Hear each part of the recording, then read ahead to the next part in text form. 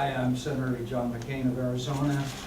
I'm pleased to return to Afghanistan with my friends Senator Lindsey Graham of South Carolina, Sheldon Whitehouse of Rhode Island, Elizabeth Warren of Massachusetts, and David Perdue of Georgia. We're a bipartisan group, and today, on the 4th of July, we're here to focus on some of the vital work that brings us together. We are united in our gratitude to all who are serving and sacrificing to make Afghanistan a better place, to our Afghan partners who continue to lose more of their sons and daughters in this fight than anyone else, to our NATO allies who came here out of solidarity with America and remain with us to this day, and of course to the thousands of brave Americans who have left their families to serve a cause greater than themselves.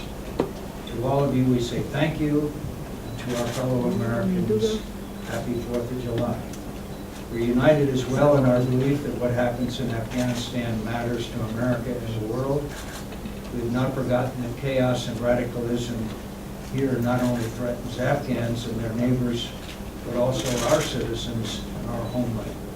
Similarly, a free and peaceful Afghanistan remains integral to our vision of a more secure world. And yet we're also united in our concern about the present situation in Afghanistan. Each of us may describe that concern in our own way, but none of us would say that we are on course for success here in Afghanistan. That needs to change quickly, and we are hopeful that we have an important opportunity now to make decisive changes that can enable us to succeed. Finally, we're united in our commitment to stand by our Afghan partners as they work and fight for a better life. America owes its independence in large part to foreign allies who took our side when we needed them most. We could not think of a better way to celebrate our nation's independence than to be here with so many of our fellow citizens who are sacrificing every day to keep us safe and to give the people of Afghanistan a chance to secure their own independence. Very quickly, I've been here many, many times, and I'm struck by the desire of the Afghan people to live a better life, free from the Taliban and all that's associated with it.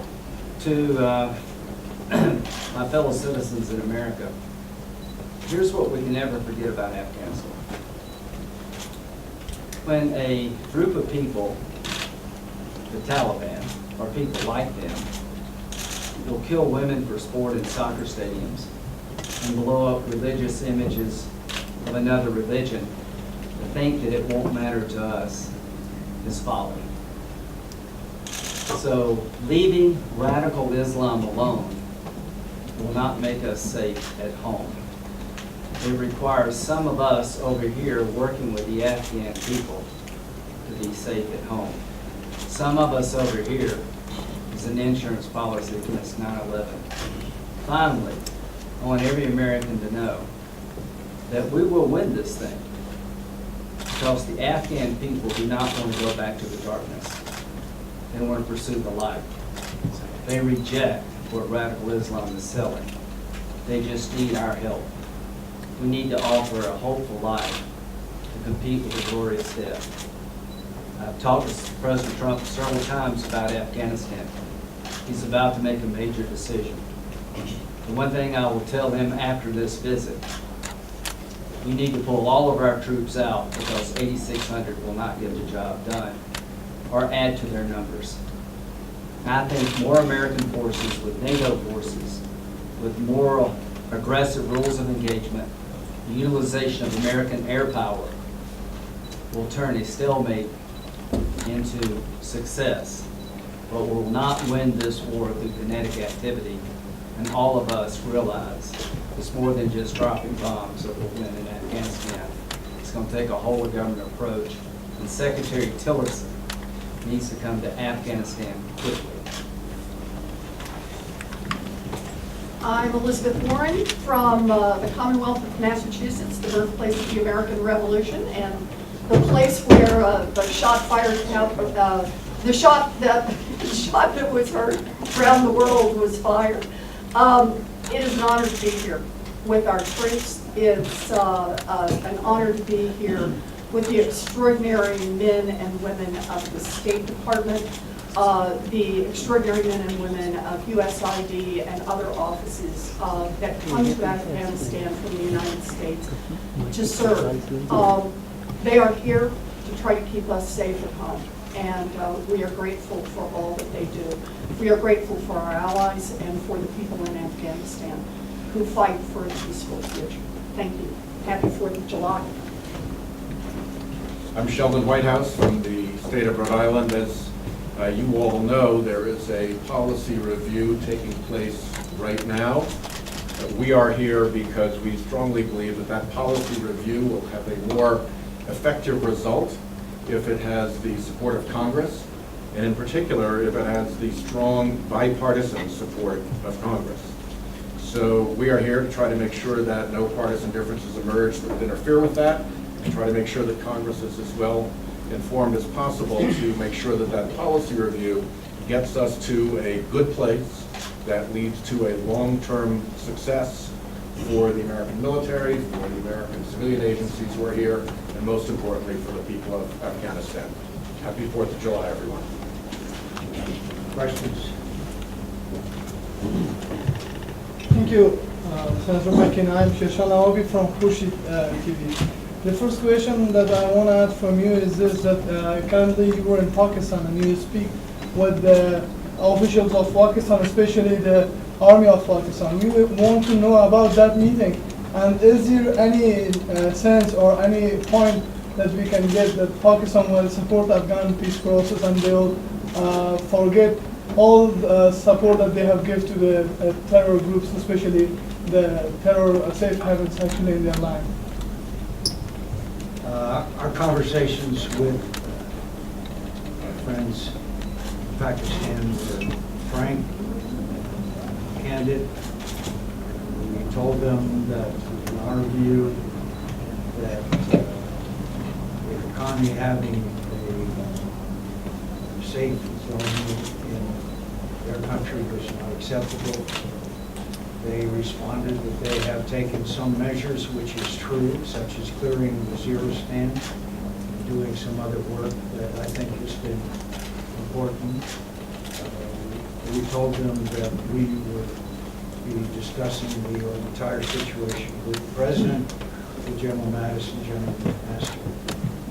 We made it very clear that we expect them to help us in cooperating in our struggle, particularly against Haqqani as well as other terror organizations. Now, as I say, it was a frank conversation, it was a friendly conversation, and we will be reporting back to the President and others in Washington and hope we can make progress on this issue.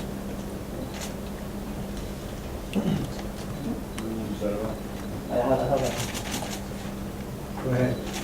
Thank you, Senator. I'm Sharon, Agence France Presse. What did you learn about the situation here on the ground since you came and didn't know before about Afghanistan?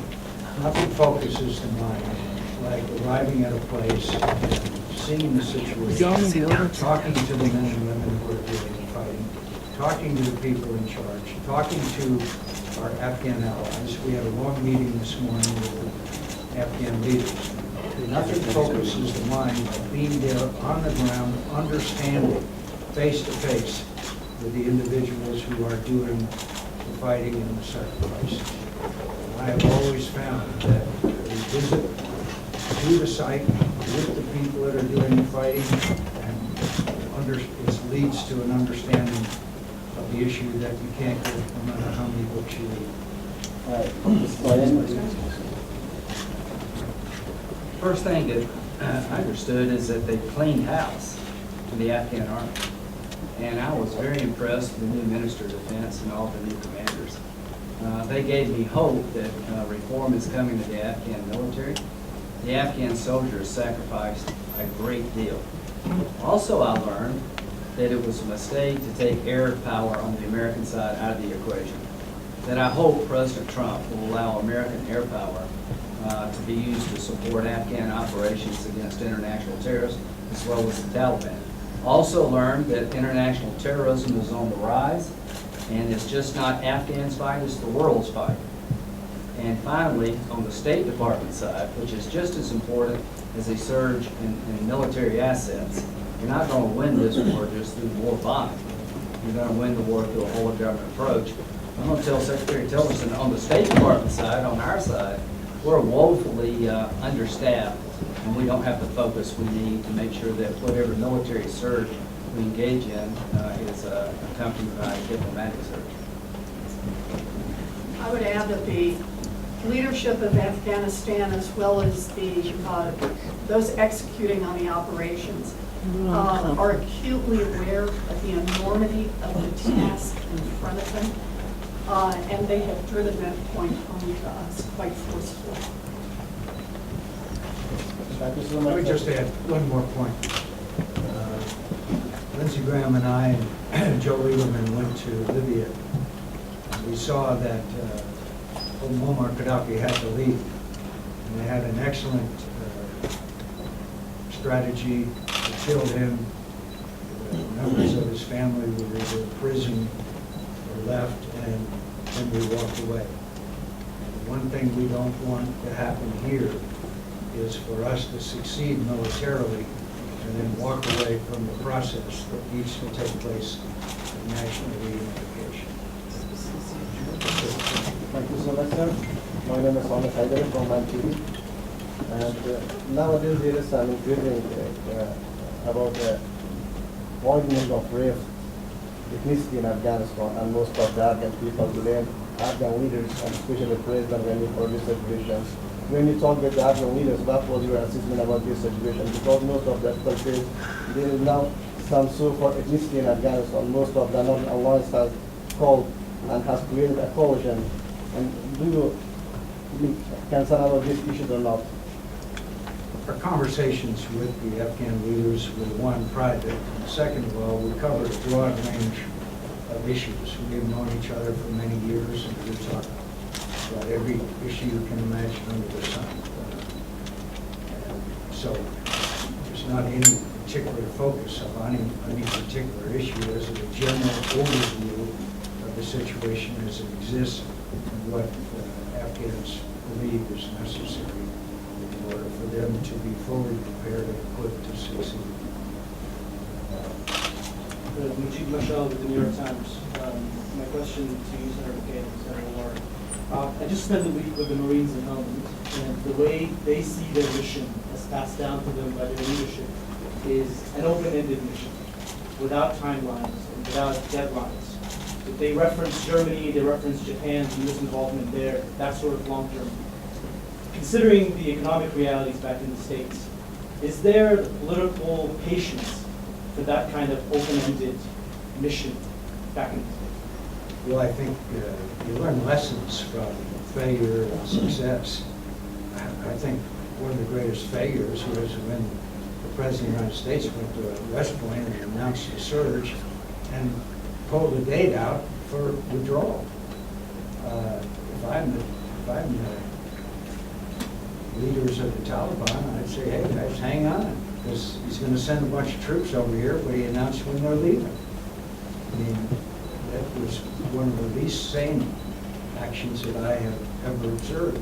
It's conditions on the ground, and the conditions on the ground are improved and made possible by a strategy that works, which has not been the case for the last 8 years. Last 8 years, they announced it was, quote, don't lose.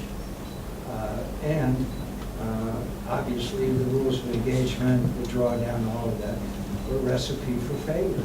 We have to do things differently. And the last thing on God's green earth I would want to see is us to say, we're going to increase by X amount in our allies, but don't worry, on such and such a date, we're pulling out. I mean, a first-year cadet at West Point would tell you that's not a good idea.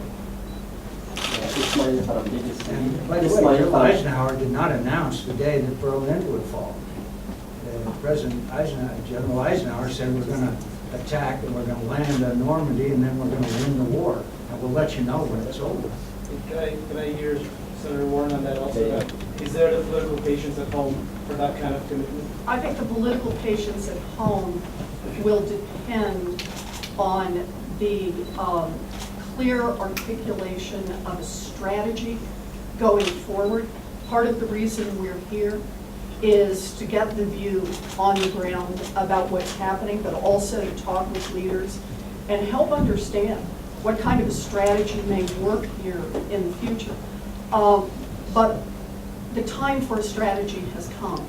We need a strategy in the United States that defines our role in Afghanistan, just defines our objective, and explains how we're going to get from here to there.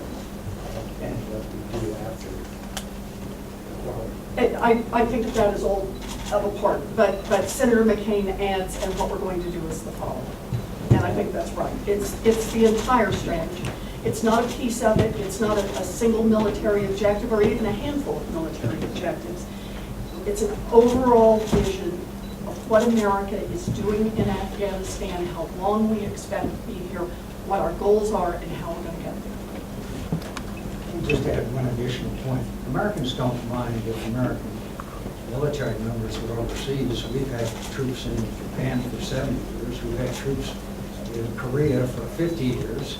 We've had troops stationed all over the world. It's when they're dying and wounded, that's when the American people want to know what the strategy is and when they're coming home or when it's going to, how it's going to end up. So the fact that we have American troops stationed here or anyplace else, that's no problem for the American people.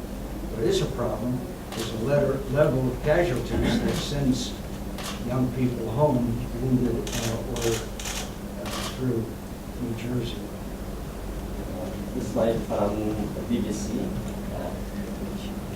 It is said that the U.S. policy or strategy about Afghanistan will have a regional approach to the issue.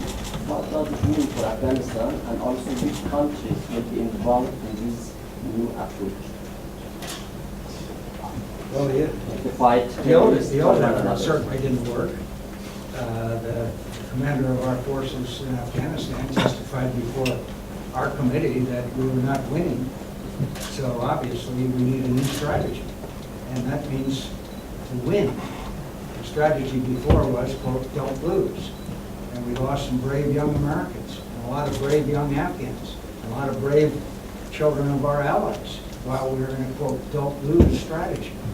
We need to have a strategy to win. The strongest nation on earth should be able to win this conflict. And we are developing the strategy to do that.